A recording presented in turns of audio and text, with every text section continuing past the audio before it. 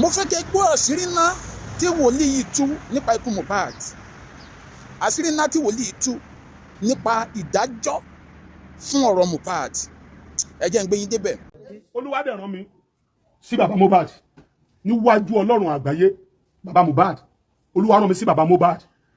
Àwọn tó bá ń wò mí tó bá ń súnmọ́ wọn tó lọ sọ fún bàbá Mohbad, wọ́n ní wòlíì kan Olúwa rán mi sí, Olúwa òun dédé rán mi.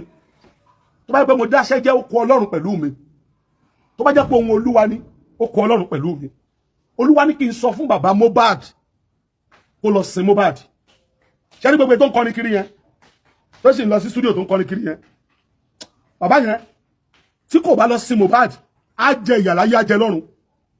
Kó lọ sọ́dọ̀ àwọn wòlíì lòun náà, ó dẹ̀ mọ àwọn wòlíì, kó ní wòlíì kan sọ ìran. Ẹ lọ sin ọmọ ọlọ́mọ náà, justice wo lẹ̀ ń wá kiri. Lagos State gan fúnra wa bùkátà tó débẹ̀ kó ó kọjá nǹkan tó wọn máa wá justice lórí Mohbad. Ohun tó dé bá Nàìjíríà kọjá nǹkan tó wọn máa wá justice lórí Mohbad. Ẹ wá justice, àmọye àwọn tó ti fi justice for Mohbad lówó. Nígbà tí Mohbad kú ṣe bẹ́ẹ̀ yìí kan ti sọ pé kó lọ sí tẹ́lẹ̀. Ariwo àwọn èèyàn ló jẹ́ kó tún lọ wú. Ọlọ́run dẹ̀ kádàrá pé bẹ̀lẹ̀ yìí náà ti máa dìde, ayé ti rí yín o. Ẹ jẹ́ kí Mohbad lọ rest in peace. Mo fi Ọlọ́run búra, tí ayé bá ń jẹ́ ayé, Ọlọ́run mo sọ, ẹ máa ná owó ni, ẹ lè rí justice for Mohbad. Torí pé olójú kì í lajú ẹ̀ lẹ́ẹ̀kítà lùbọ́ kó wọ̀. Ká níbẹ̀ ṣe múra sí justice for Mohbad, lẹ́ti múra sí ayé ọmọ yín kó tó di pé ìjìdé. Mohbad ò ní kú o.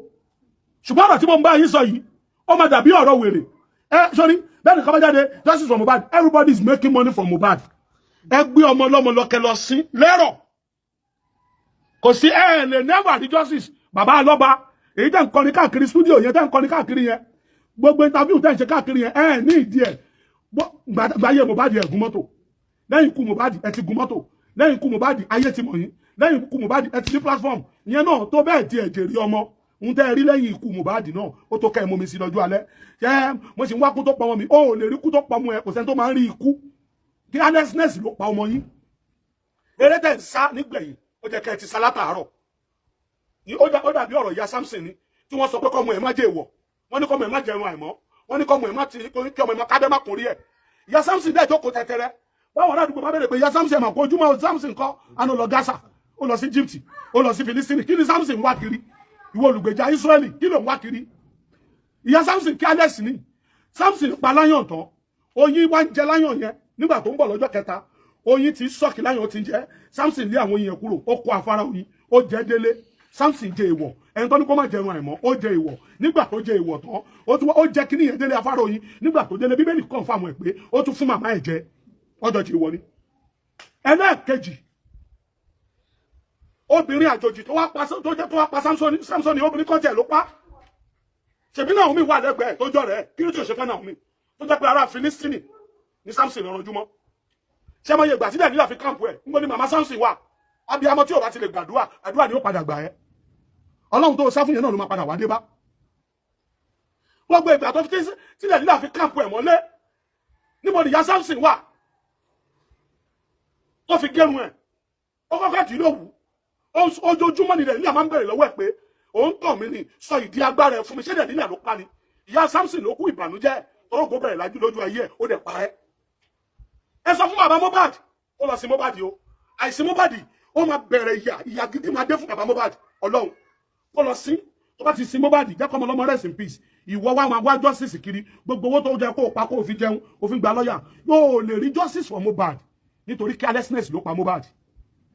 Gbogbo ẹ̀yin jẹ́ pé nǹkan máa ṣe yín, ẹ ní go to hospital, ẹ lọ ṣe test kan nǹkan tó ṣe yín, ẹ máa wá auxiliary nurse káàkiri. Bó o kú kò káyé, population Nàìjíríà ti pọ̀ jù lébi ṣe ń pa wá. So tó bá kú, bó bá rọlé kú láàárọ̀ yìí, Nàìjíríà òṣòpò ayé ò torí ẹ̀ parẹ́. Nàìjíríà òṣòpò ṣọ́ọ̀tì, aláyé máa ṣayé lọ ni. Ọmọ alágbára Nàìjíríà tó ti kú ni. Ṣayé mi ni, ayé ò mi. Báyé ṣe wà náà lélẹ̀ yìí. Ṣùgbọ́n sọ fún bàbá Mohbad sẹ́, kó lọ sin Mohbad lẹ́rọ̀. Torí lẹ́yìn àpọ́nlé, àbùkù ló kàn. Gbogbo àwọn tó ti fi lówó ti fi lówó. Gbogbo àwọn tó ti méèkì lẹ́yìn ikú Mohbad wọ́n ti méèkì ẹ̀.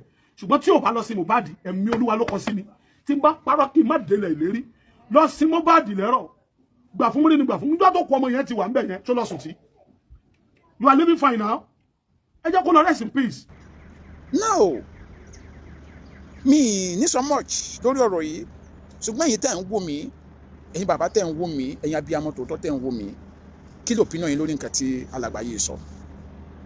So because àwọn kankan sì ń rú mi lójú lọ́rọ̀ àwọn bàbá wa nínú Olúwa ní Nàìjíríà, àwọn olóṣèlú ń kówó jẹ, èmi ò tí ì rí jọ́ kan tẹ́ pe náà lé wọn lórí rí, ẹ máa ní ká fi wọn sílẹ̀ náà ni, Ọlọ́run á sì dájọ́, Ọlọ́run á sì dájọ́, àwọn olóṣèlú yẹn dẹ̀ ń balẹ̀ ayé jẹ́, wọ́n dẹ̀ ní mẹ̀kúnnù lára, Ọlọ́run á sì dájọ́, Ọlọ́run á sì dájọ́ dẹ̀ ń sọ, àti ìdájọ́ Ọlọ́run lórí wọn dé.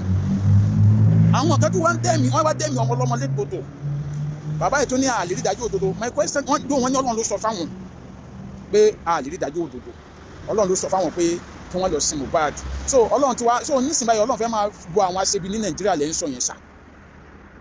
So ó mì pé Ọlọ́run ní ká fa àwọn aṣebi sílẹ̀ ká máa jayé tó wù wọ́n, ṣé nǹkan tẹ̀ ń sọ fún wa nìyẹn? Because ẹni Ọlọ́run ló sọ wípé kẹ́ lọ sin Mohbad pé àlè rí ìdájọ́ òdodo. So ó mì pé ká kàn fi àwọn tó ń ṣe burúkú sílẹ̀ ká máa ṣe àwọn èèyàn bó ṣe wù wọ́n. But nǹkan tó tún wá ń rú mi lójú lélẹ̀ o, bí bàbá yìí ṣe jáde tí wọ́n ní Ọlọ́run sọ fáwọn, bí èbú yín o, ẹ̀sà mi èbú yín o, kí ṣe tóbi kí ṣe tọrọ èmi ò kàn kí bí wọ́n sọ lọ́run. Bí wọ́n ṣe sọ wípé Ọlọ́run sọ fáwọn ń sìn wípé a lè rí ìdájọ́ òdodo ká lọ sí Mohbad.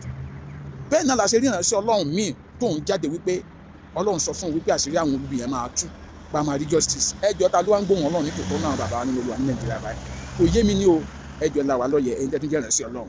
This is Ade Omade. Ade Omade, advocates for the masses.